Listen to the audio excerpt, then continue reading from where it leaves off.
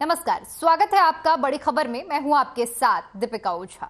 इस बुलेटिन में हम बात करेंगे दिन भर की 4 बड़ी खबरों के बारे में। पहली खबर झज्जर से है, जहां इनेलो नेता अभय सिंह चौटाला ने तीसरे मोर्चे के गठन को लेकर आह्वान किया। दूसरी खबर, हरियाणा के नेता प्रतिपक्ष भूपेंद्र सिंह हुड्डा ने दिल्ली दौरे पर रहे और इस दौरान प्रेस कॉन्फ्रेंस की।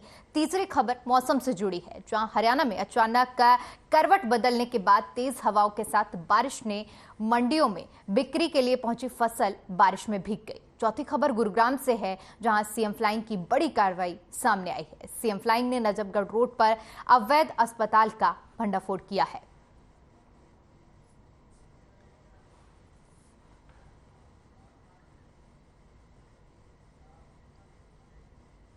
तो चलिए रुक करते हैं आज की पहली बड़ी खबर का, जो कि झज्जर से है, जहां इनेलो नेता अभय चौटाला ने तीसरे मोर्चे के गठन को लेकर आह्वान किया।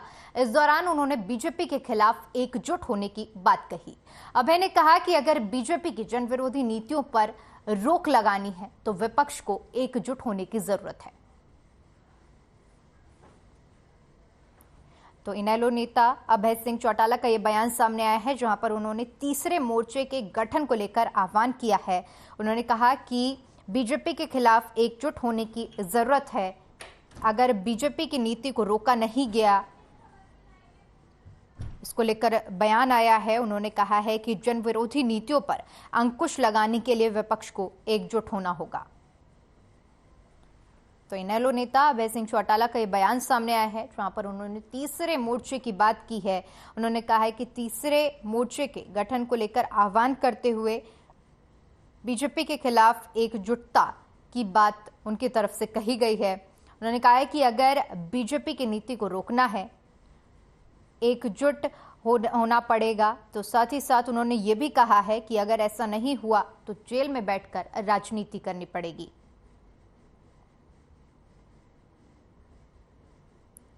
तो अभय सिंह चौटाला का बयान सामने आया है, जहां पर उन्होंने तीसरे मोर्चे के गठन की बात कही है।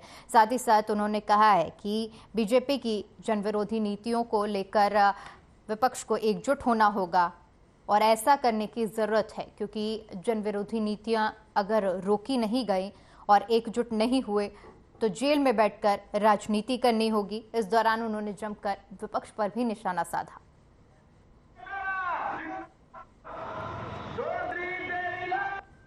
ये सारी चीजें जो है इस यात्रा में उभर करके हमारे सामने आई। अब मैं जल्दी एक मुख्यमंत्री को पत्र भी लिखूंगा, जिसमें जिन जिन गाँव में गया हूँ, जिन शहरों में गया हूँ, जहाँ जाके दिक्कतें कठिनाई है, उसकी डिटेल भी लिख करके भेजूंगा कि आपकी जिम्मेवारी, आप प्रदेश के मुख्यमंत्री हो, आप बजाय किसी और चीज़ पे ध्यान देने के बजाय ये जो रोजाना आपके ऊपर ये जो बातें कही जाती है कि आपके मिनिस्टर जो है 8% से 10%, 12% खा गए, उस पर तो रोक लगाओ। उन लुटेरों के साथ देने की बजाय प्रदेश के लोगों को सुविधा प्रदान करने का काम है। यात्रा का अपार समर्थन मिल रहा है। निश्चित रूप से परिवर्तन होगा। 2024 में इंडियन नेशनल लोकदल की सरकार बनेगी। बेरोजगार जो बच्चे हैं उनको हर घर में, चाहे बेटा हो बेटी हो, उसको हर घर में एक रोजगार दिया जाएगा और जब तक रोजगार नहीं मिलेगा उन्हें 21,000 रुपए बेरोजगारी भत्ता देने का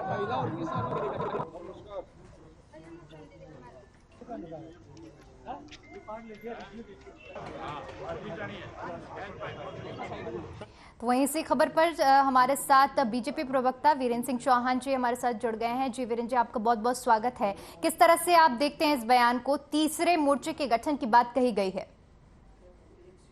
देखिए, जो भारत का प्रतिपक्ष है, चाहे वो हरियाणा में हो या हरियाणा से बाहर राष्ट्रीय स्तर पर हो, वो बिल्कुल दिशा विहीन प्रतिपक्ष है। ना उनके पास नेता है, ना नीतियां हैं, ना उनकी कोई नियत है देश के लिए काम करने की।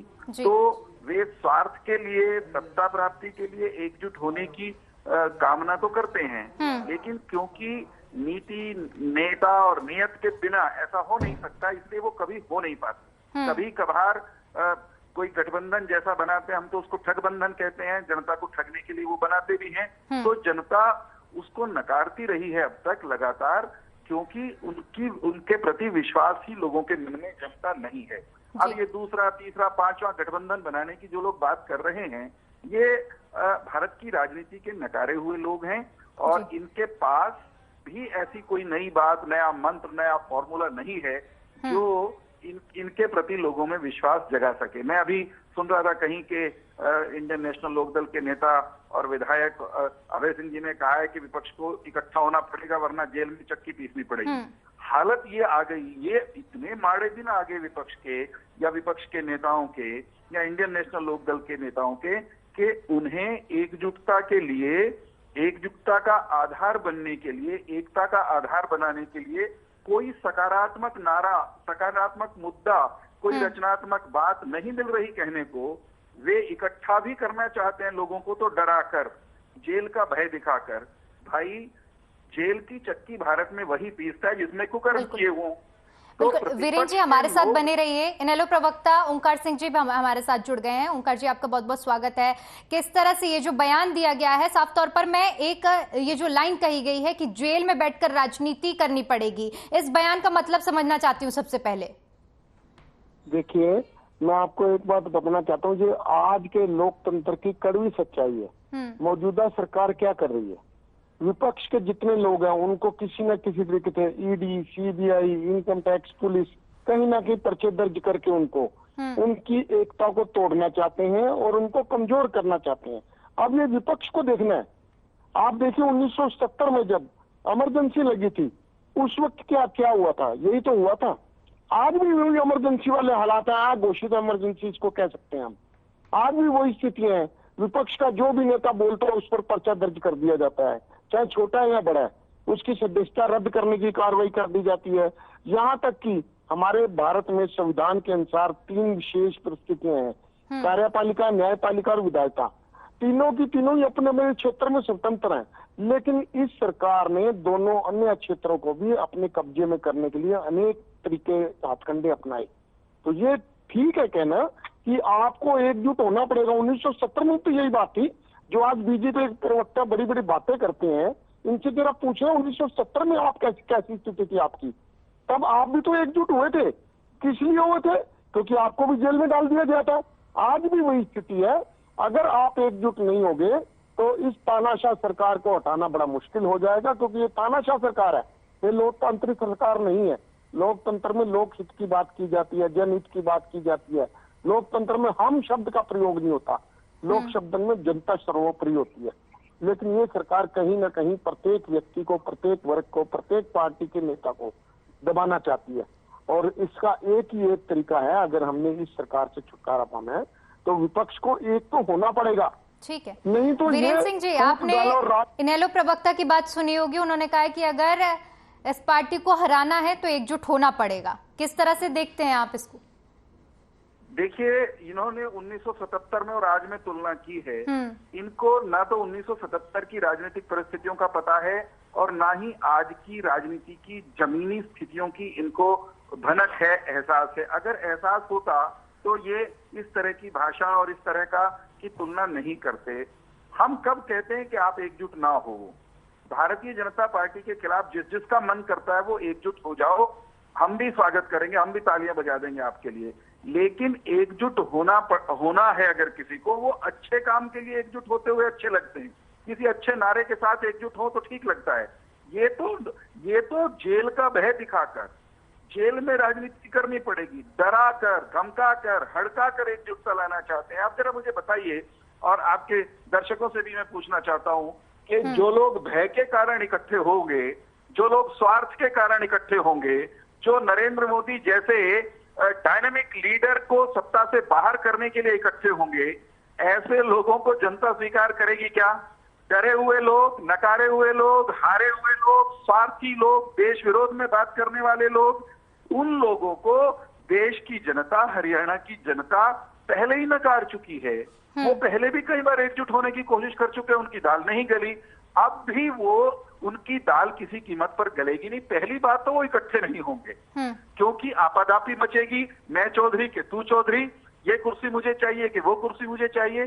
दूसरी बात ये कि अगर भानुमति का कुनबा जुड़ भी गया, कहीं की ईंट, कहीं का रोड़ा, भानुमति ने कुनबा अगर जोड़ा, तो वो कुनबा 2 कदम भी नहीं चल पाएगा किसी अच्छे नेता की अनुपस्थिति में, नीति और नियत की उपस्थिति में।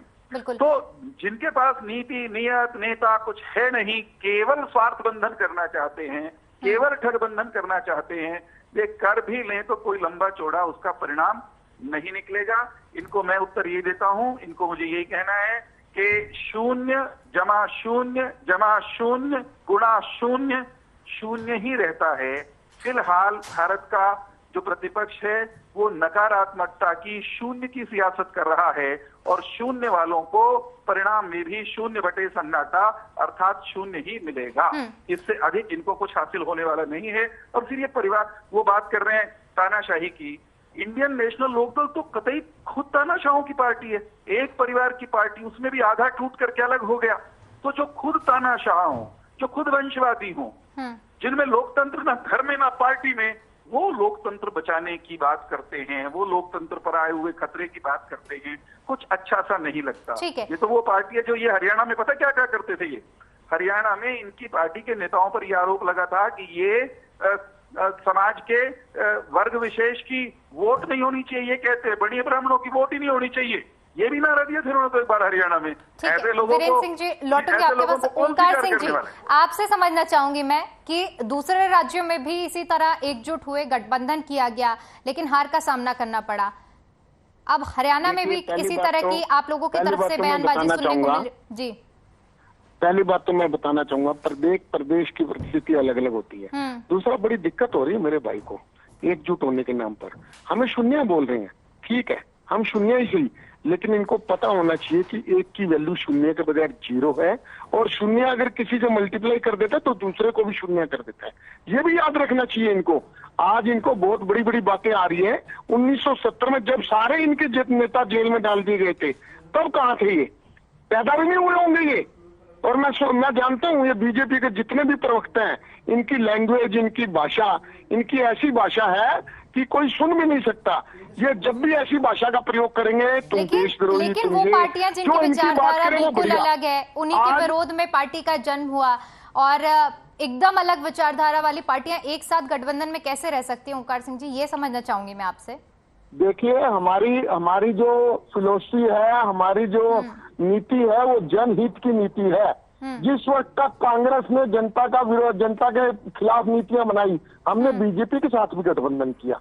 और आज ये हमारी ऐसी बातें कर रहे हैं। हमारे में से एक निकला हुआ धड़ा जेजेपी, जिससे आज ये स्वार्थ का गठबंधन करके जो धड़ा इनको यमुना पार भेजने की बात करता था, आज ये उसको गोदी में बिठा के बंदर के बच्चे की तरह चिपका के बैठे हैं। उसका कारण है क्योंकि मलाई चाटनी है, उसका कारण है लाभ कमाना है, उसका कारण है स्वार्थ। आज इस स्वार्थ के लिए उसके साथ गठबंधन करके बैठे हैं। जरा सोच लीजिए, हमारे बारे में गलत बोलने वाले, उनकी नीतियां क्या हैं? वो भी तो हमारे बीच में से निकल के गए हैं, वो भी तो इसी पार्टी के हैं। आज इनको बड़ी बड़ी बातें आ रही हैं। वो पार्टी जो कहती थी ब्याह खट्टर का फोटो मोदी की, वो पार्टी जो कहती थी कि हम इनको यमुना पार छोड़ के आएंगे, वो पार्टी जो कहती थी हम काई ठेके गांवों में से बाहर निकाल देंगे, वीरेंद्र सिंह जी आप अपनी बात रखिए। इन्होंने आज गठबंधन किया। क्यों किया? क्योंकि स्वार्थ की राजनीति। जनता ने नकार दिया था इनको, 47 से 40 सीटें आई थी इनकी। उस नकारात्मक रवैये के कारण ये कहीं कहीं रह गए थे, और उस पार्टी से उन्होंने गठबंधन, ठगबंधन किया। ठीक है, आप ही दोनों को मैं रोकना चाहूंगी। हमारे साथ कांग्रेस प्रवक्ता डॉक्टर टीना कर्मवीर भी जुड़ गई हैं। जी टीना जी, आपका बहुत बहुत स्वागत है। ये बयान आपने भी सुना होगा, जहां पर कहा है कि तीसरे मोर्चे की जरूरत है और विपक्ष को एकजुट होने की बात कही गई है। आप किस तरह से देखती हैं इस बयान को? क्या कांग्रेस पार्टी की तरफ से ये जो आमंत्रण है उसे स्वीकार किया जा रहा है? देखिए, हुड्डा जी बहुत पहले कह चुके हैं कि कांग्रेस पार्टी अपने आप में सक्षम है और चुनाव जो है हम कांग्रेस अकेले अपने दम पर लड़ेगी। लेकिन कहना कि विपक्ष एकदम पहले ही भी बहुत क्लियर हो चुका है कि विपक्ष एक साथ है, एक साथ जो कि भाजपा सरकार को अगर हमें बटाना है। लेकिन अगर हम हरियाणा की बात करें तो हरियाणा के अंदर तो हुड्डा जी ने खुद तय करके बोल चुके हैं, और वो एक सच्चाई यही है कि कांग्रेस हरियाणा के अंदर मजबूत है। तो इसमें तो कुछ इफ बट नहीं है, सीधी तौर पर साफ कहा जा चुका है कि कांग्रेस जो है चुनाव अपने दम पर लड़ेगी। इसमें अभय चौटाला जी या कौन क्या बोलता है ये अलग, इस पर हम तो सिर्फ इतना कहना चाहते हैं कि देखिए उनकी अपनी प्रतिक्रिया है, वो क्या कहना चाहते हैं। लेकिन हुड्डा जी इस बात पर पूरी तरीके से क्लियर कर चुके हैं और अध्यक्ष भी क्लियर कर चुके हैं और स्पष्ट तौर पर वो कह चुके हैं कि कांग्रेस जो है वो चुनाव अपने दम पर लड़ेगी। जी बिल्कुल। वीरेंद्र सिंह जी, आपके पास आना चाहूंगे, आप अपनी बात रख रहे थे। वीरेंद्र जी, आप तक आवाज पहुंच पा रही है मेरी आवाज नहीं आ रही क्या? जी बिल्कुल, बोलिए। मैं ये कह रहा हूं कि एक तरफ इंडियन नेशनल लोकदल के जो शिखर नेता हैं ओम प्रकाश चौटाला जी समेत, वे गठबंधन करिए, एकजुट हो जाइए, नहीं तो जेल में चक्की पीसनी पड़ेगी, एकजुट हो जाइए, भाजपा को हटाना है, एक तरफ ये नारा लगा रहे हैं। दूसरी तरफ हरियाणा में जो आज की तारीख में भारतीय जनता पार्टी के बाद बड़ी पार्टी है, प्रतिपक्षी पार्टी है कांग्रेस, जिसके साथ वो गठबंधन के लिए गठबंधन की पींगे डालना चाहते हैं, उसके नेता भूपेंद्र सिंह हुड्डा, उनकी प्रवक्ता टीना जी आपके चैनल पर ये कह रहे हैं कि हमको किसी की जरूरत है नहीं। तो ये खामखा बिन बुलाए मेहमान की तरह, बेगानी शादी में अब्दुल्ला दीवाना की तरह गठबंधन चिल्ला रहे हैं या पुकार रहे हैं। तो ये इस बात का प्रमाण है कि इनको अपने ऊपर भरोसा नहीं रहा। कांग्रेस चाहे जैसे भी है, लेकिन वो कम से कम ये तो कह रही है कि हमें अब खुद पे भरोसा है, हम जीत जाएंगे, भले ही जमीन पे उनके पास भी कुछ ना हो। इनकी तो हालत ये हो गई कि इनको पक्के तौर पे विश्वास हो गया कि गठबंधन किए बिना, और वो भी कांग्रेस से गठबंधन किए बिना, इनको कुछ हासिल नहीं होगा। मैं ओंकार जी को एक बात याद कराना चाहता हूँ। ओंकार जी चौधरी देवीलाल की राजनीतिक विरासत के उत्तराधिकारी होने का दावा आप और आपकी पार्टी करते हैं। याद दिलाना चाहता हूँ, चौधरी देवीलाल ने जिस दिन कांग्रेस छोड़ी थी, उन्होंने सार्वजनिक रूप से ये कहा था, मैं तो क्या, मेरी 7 पुश्तें भी कभी कांग्रेस की दहलीज, कांग्रेस का दरवाजा नहीं देखेंगे। क्या इंडियन नेशनल लोकदल के इतने बुरे दिन आ गए कि वो चौधरी देवीलाल के कहे हुए उस वाक्य के विपरीत चलेगी? इसी तरह से इंडियन नेशनल लोकदल लगातार ये कहती रही कि ओम प्रकाश चौटाला जी और दूसरे पार्टी के इनके नेताओं को जेल भिजवाया भूपेंद्र सिंह हुड्डा और उनकी पार्टी आप ने, सभी सरकार ने एक षड्यंत्र के बहुत बहुत धन्यवाद आप लोगों का। वीरेंद्र जी, आपका भी बहुत बहुत धन्यवाद। ओंकार सिंह जी, आपका भी धन्यवाद। टीना जी, आपका बहुत बहुत शुक्रिया हमारे साथ जुड़ने के लिए और जानकारी साझा करने के लिए। वहीं दिल्ली दौरे पर रहे हरियाणा के नेता प्रतिपक्ष भूपेंद्र सिंह हुड्डा ने प्रेस कॉन्फ्रेंस की। इस दौरान उन्होंने फसल खरीद को लेकर सवाल उठाए, साथ ही कहा कि किसानों पर कर्ज बढ़ा है, किसानों को उनकी फसल पर एमएसपी भी नहीं मिल रही, मनरेगा का अलॉटमेंट भी कम हुआ है। हुड्डा ने कहा कि लस्टर लॉस के नाम पर किसानों को परेशान किया जा रहा है। भूपेंद्र हुड्डा ने मांग की है कि किसानों को बोनस मिलना चाहिए।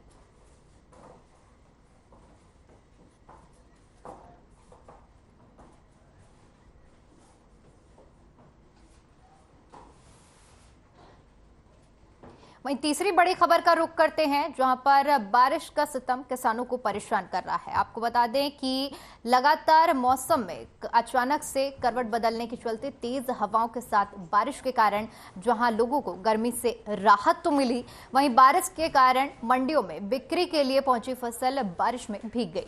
करीब आधा घंटा हुई बारिश ने मार्केट कमेटी के प्रबंधों की भी पोल खोल कर रख दी।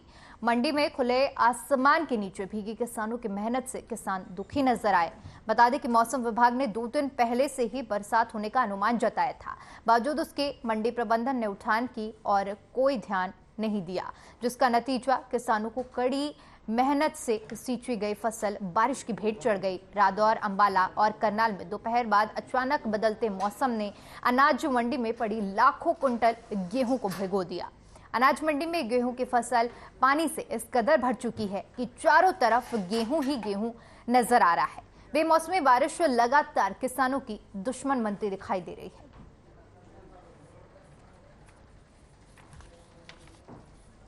स्थिति तो बहुत खराब है जी। स्थिति माल का उठाव नहीं रहा, जगह है नहीं, साइड की तो व्यवस्था जो है उसमें माल लगाई दिया और जिम्मेदार कहाँ जाएगा। बाहर खड़ी ट्राली सामने आपकी खड़ी, देखो आप, आधा अनाज पानी में पड़ा, क्या करेगा जिम्मेदार। पहली कुदरत की मार पड़ रही खेतों में ही। कंबाइन वाले कह रहे भाई तो 3000 रुपये कटाई लेंगे, अब की बार गिरी है, मजदूर है नहीं किसी कीमत पर भी, और सरकार को इसकी तरफ कोई ध्यान नहीं है। मैं आपके चैनल के माध्यम से कहना चाहता हूँ भी सरकार इसकी तरफ ध्यान दे और शेड का और निर्माण किया जाए। नुकसान तो सर पहले तो खेत में किसान के परोड़े, कभी ओले कभी बरसात, वहाँ से फसल लेके आए बड़े औखे, तो यहाँ देख लो मंडी में किसान की फसल नहीं उठ रही है, बड़े परेशान है। सरकार बड़ी नाकामी कर रही है। देखो बोरियां कितनी पड़ी हैं, देखो यहाँ पर। आज सुबह से भी मौसम खराब है, तो कुछ इंतजाम है यहाँ पे? इंतजाम तो कुछ नहीं है, ये आड़तियों ने कर रखे हैं इंतजाम, तो पलट वगैरह डाल रखे हैं। क्या इंतजाम है? तो मंडी में भी फसल भीग रही होगी? मंडी में भी सारी फसल देख लो आपके सामने, ये पानी खड़ा है सर, खराब है, बहुत दिक्कत आ रही है सर। अब देखो गाड़ियाँ नहीं दे रहे हैं, पूरा दिक्कत आ रही है, हमारी ट्रालियाँ नहीं उतरती हैं, सारा सवेर से लेकर शाम तक खड़े हैं, बहुत परेशानी आ रही है। पहला खेत में है, आज सुबह से बारिश का मौसम बारिश का ही कल का खड़ा मैं लेकर ट्राली, यहाँ पर जगह नहीं मिली है, तो लोडिंग कर रहे नहीं है, बहुत प्रॉब्लम हो रही है, गड्डी नहीं देते हैं दाड़ती ने, तो ये उठेगी जब तो हमारी फसल गिरेगी। बारिश से बचाने का इंतजाम है मंडी? कोई नहीं है बारिश का इंतजाम, बारिश का इंतजाम कहाँ पर है, हमारी तो ट्रालियाँ में पड़ी पिच जाती है फसल। वहीं गुरुग्राम में सीएम फ्लाइंग की बड़ी कार्रवाई सामने आई है। बता दें कि सीएम फ्लाइंग ने नजफगढ़ रोड पर अवैध अस्पताल का भंडाफोड़ किया है।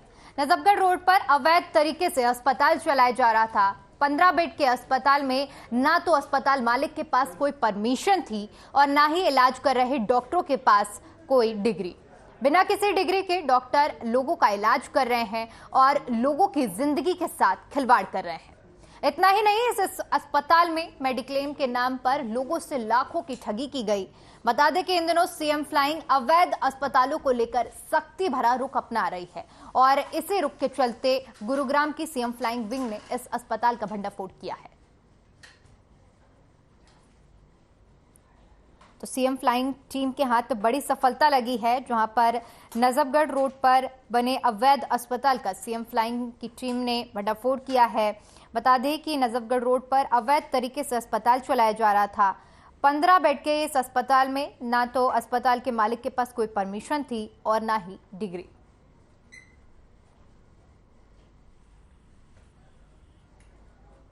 वहीं इसी खबर पर ज्यादा जानकारी के साथ हमारे संवाददाता गुरुग्राम से गुंजन जोशी जुड़ गई हैं। जी गुंजन, किस तरह से सीएम फ्लाइंग टीम की ये कार्रवाई हुई है और कब से ये अस्पताल चल रहा था और अब भंडाफोड़ हुआ है? ये जो अस्पताल है ये काफी समय से यहाँ चलाया जा रहा था। देखिए अगर मैं बात करूँ तो पिछले देखिए काफी समय से इस अस्पताल को चलाया जा रहा था और देखिए पुराना अस्पताल है होने को और गुरुग्राम नजफगढ़ रोड पर ये अस्पताल है और सीएम फ्लाइंग की विंग ने देखिए इस अस्पताल का भांडाफोड़ किया है। देखिए सीएम फ्लाइंग गुरुग्राम में लगातार जो है ऐसे अस्पतालों पर कार्यवाही कर रही है और इसी कार्यवाही के चलते इस बड़ी कार्यवाही को भी अंजाम दिया गया। सीएम फ्लाइंग ने जब इस अस्पताल में देखिए रेड की तो इस रेड में पता चला कि 15 बेड का ये अस्पताल है। साथ ही साथ इस अस्पताल में जितने भी डॉक्टर्स हैं, देखिए वो जो डॉक्टर्स हैं वो बिना किसी डिग्री के मरीजों का इलाज कर रहे हैं और काफी संख्या में यहाँ मरीज पहुंचे हैं। साथ ही साथ देखिए मेडिक्लेम के नाम पर भी इस अस्पताल ने लाखों की ठगी की है। हालांकि सीएम फ्लाइंग की टीम देखिए गुरुग्राम के अलग अलग इलाकों में जाकर इस तरह के अस्पतालों का भांडाफोड़ कर रही है, क्योंकि साइबर सिटी की अगर मैं बात करूं तो देखिए यहाँ ऐसे कई अस्पताल हैं जो बिना सरकार की परमिशन के चलाए जा रहे हैं। फिलहाल सीएम फ्लाइंग की जो टीम है ऐसे अस्पतालों का भांडाफोड़ करने में जुटी है और गुरुग्राम के अलग अलग इलाकों में जाके ऐसे अस्पतालों को जो है देखिए टारगेट किया जा रहा है। ऐसे अस्पतालों को की लिस्ट निकाली जा रही है। ये जिस अस्पताल में कार्रवाई हुई है, क्या आपके पास इसकी कोई जानकारी है कि कब से इस अस्पताल का संचालन किया जा रहा था और जो इसके मालिक हैं वो कब से इस तरह का काम कर रहे हैं और कोई भी अस्पताल इन्होंने खोल रखा है या इस तरह का धंधा कोई कुछ कर रहे हैं?